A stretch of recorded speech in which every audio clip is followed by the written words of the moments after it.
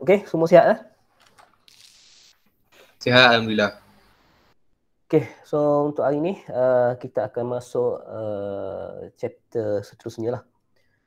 Okey, nota ni saya dah upload dekat Kalam dan juga video-video yang lepas tu saya dah upload dekat Kalam, nanti awak boleh tengok lah. Okey, so untuk chapter ni kita akan cover berkenaan dengan circuit breaker lah. Okey, circuit breaker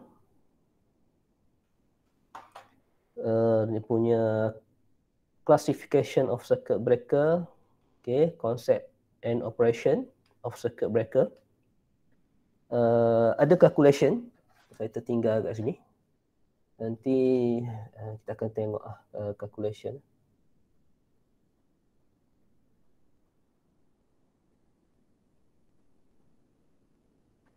Macam mana nak kira fault current lah, okay. Okay, fault current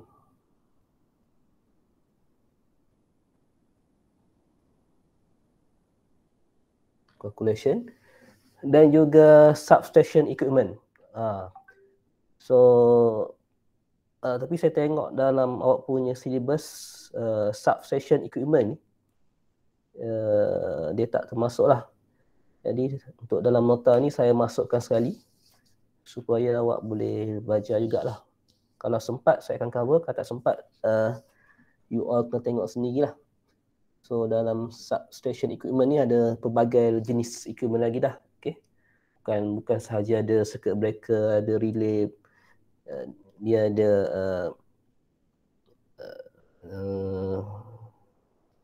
ada banyak equipment, saya pun dah lupa lah. Break, disconnect switch.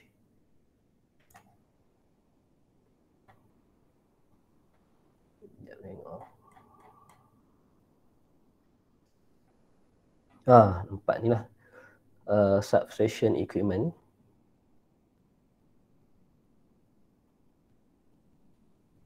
Okay. Yang ni rasa you boleh tengok sendiri kot.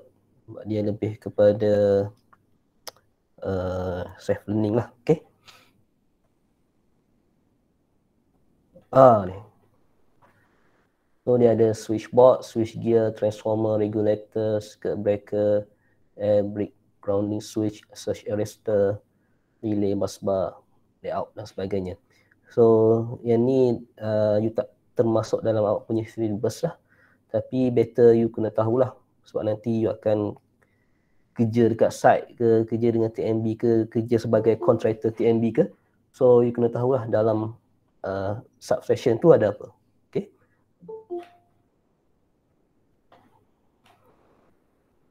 Okay, untuk hari ni kita akan cover sampai, kalau sempat kita akan masuk sampai fault current lah. Okay, macam mana kita nak calculate fault current. Okay, first circuit breaker. Okay, function of circuit breaker. Tujuan dia untuk isolate lah. Okay, so kalau ada fault berlaku, fault current berlaku di mana-mana line. Okay, so the function of circuit breaker is to isolate the faulty part, okay, of the power system in case of abnormal condition. So dalam keadaan abnormal lah. So abnormal ni dia boleh jadi short circuit, okay.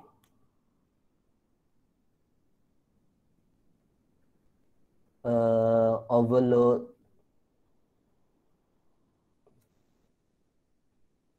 ataupun any faulty yang disebabkan oleh environmental ataupun nature lah. Okay, dia boleh jadi a fault, okay.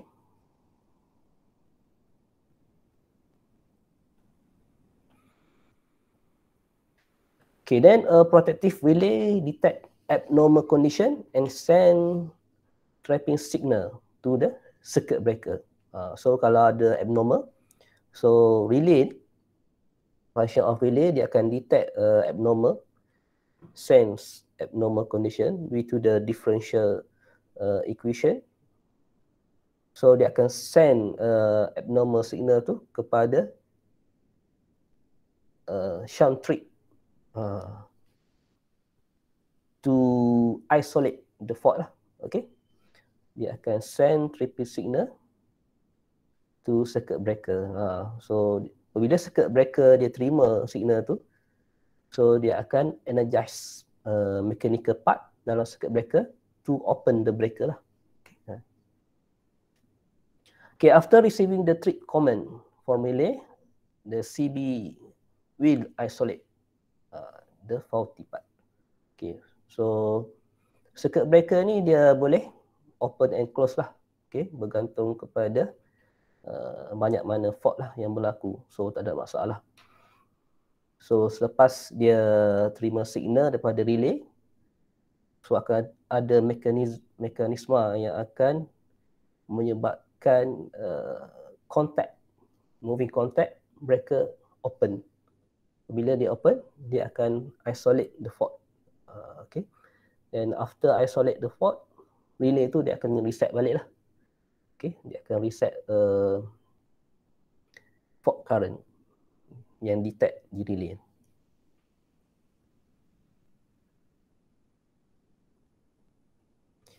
Okay, so dalam circuit breaker, so dia ada dua contact lah. Okay. Satu feed contact, satu lagi moving contact. So yang bergerak ialah moving contact lah.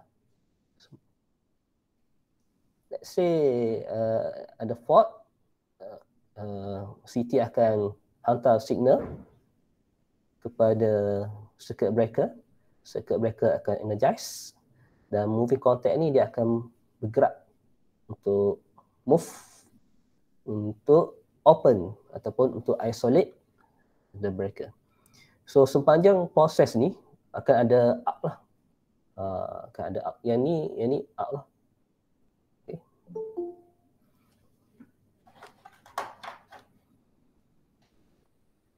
Okay, circuit breaker has two contact, fixed and moving contact.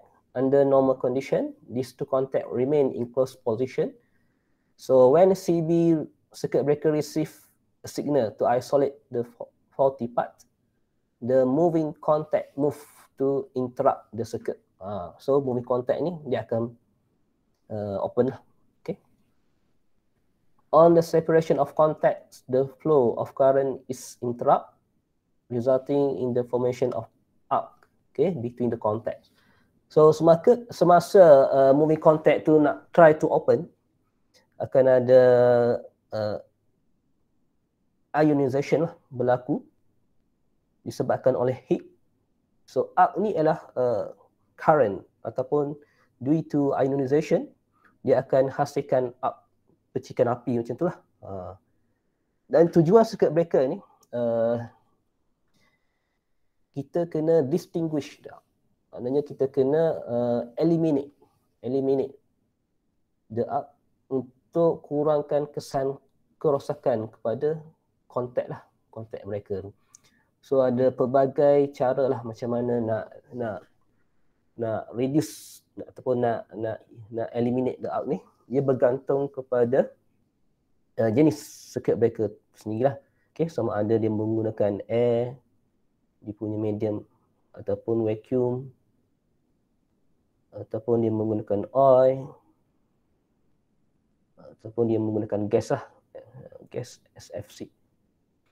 So tujuan utama medium ni kita nak eliminate the arc supaya proses open tu tak akan berlaku lah, supaya proses supaya arc ni boleh eliminate. So kalau arc tu masih lagi contact dengan breaker, moving contact, so breaker tu dia tak akan open. Sebab apa? Current masih lagi flow, okay, di antara arc tu. So tugas-tugas breaker ni dia ada medium dia, sama ada menggunakan air, vacuum, oil ataupun gas untuk eliminate the arc. Okay. On the separation of contacts, the flow of current is interrupt, resulting, okay, ini, okay. The contact are placed in a closed chamber containing some insulating medium, okay, liquid or gas which extinguish the arc. So medium-medium ni lah yang akan eliminate the arc lah, okay, supaya proses isolating tu ataupun proses untuk circuit breaker untuk isolate the fault boleh berlaku dengan cepat dan pantas lah. Okay.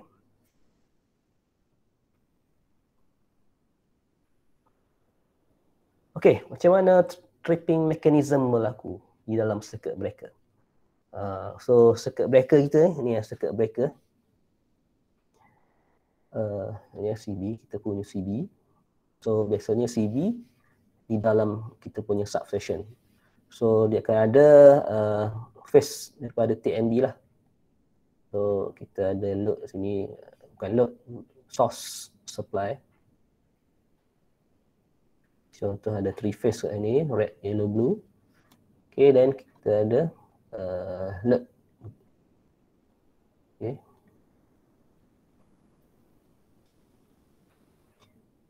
So yang ni adalah kita punya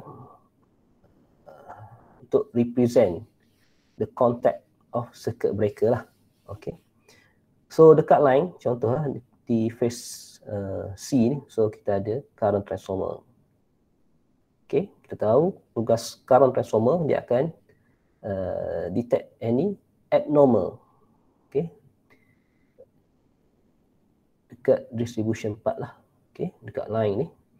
So kalau ada fault berlaku ataupun fault yang berlaku di load, short circuit, overload dan sebagainya, basically dia akan ada dua lah, okay, untuk protect load dan juga untuk protect line supply. So dalam kes ni, let's say kita punya CT ada dekat line supply, okay. So yang ni relay lah, okay, relay sama ada biasanya electromechanical relay lah, okay. So kat relay dia ada contact C1 dan juga C2. Okay, then kita punya tripping coil. Ini tripping coil. Relay akan hantar signal kepada tripping coil lah, untuk energize contact of the breaker supaya moving contact tu bergerak dan isolate the fault. So kalau fault berlaku kat sini, CT akan hantar signal lah, okay, kepada contact C1, C2. Okay, dekat sini kita panggil dia sebagai tripping coil ataupun shunt trip.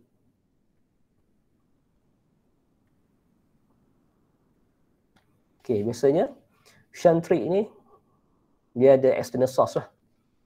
Dia tak pakai supply yang sama di dalam substation tersebut.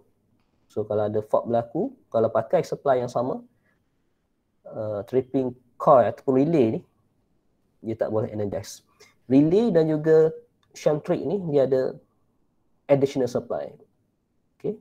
Sama ada relay ni pakai bateri, biasanya pakai bateri lah, DC source ataupun DC source daripada UPS lah. Okay. So dia tak boleh pakai source daripada supply. Sebab apa? Kalau dia pakai source daripada supply, so kalau ada fault berlaku, ada shortage, so relay ni tak boleh function. So dia kena ada backup supply lah untuk UPS, menggunakan UPS ataupun bateri DC untuk relay dan juga shunt trip. Okay, lepas relay detect, so dalam berapa second relay akan trip. Jadi trip signal tu dia akan hantar kepada shunt trip. Shunt trip akan proses, akan energize the coil dan akan ada mekanisme yang boleh menyebabkan moving contact itu bergerak dan open the breaker.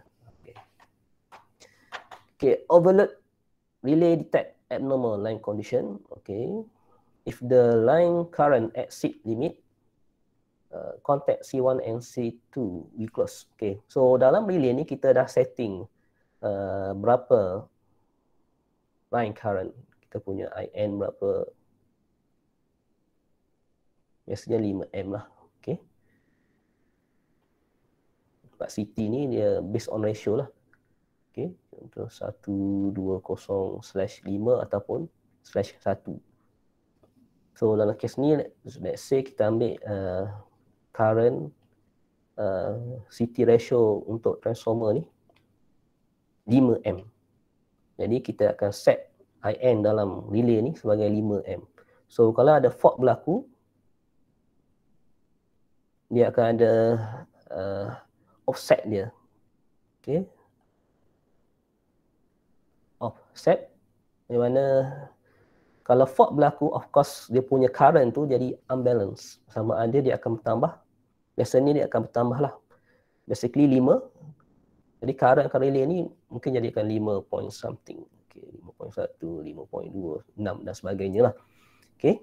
Apabila dia mencapai offset range, so dia akan, relay tu akan trip first. Okay. Dekat relay tu dia akan ada indicator lah. Okay, dalam berapa second. So LED ataupun indikator dekat relay tu biasanya LED, dia akan bagi alarm. Okay, menyatakan relay trip. Okay, lepas relay trip send, so dia akan send signal to the shunt trip. Jadi shunt trip ni adalah mekanisme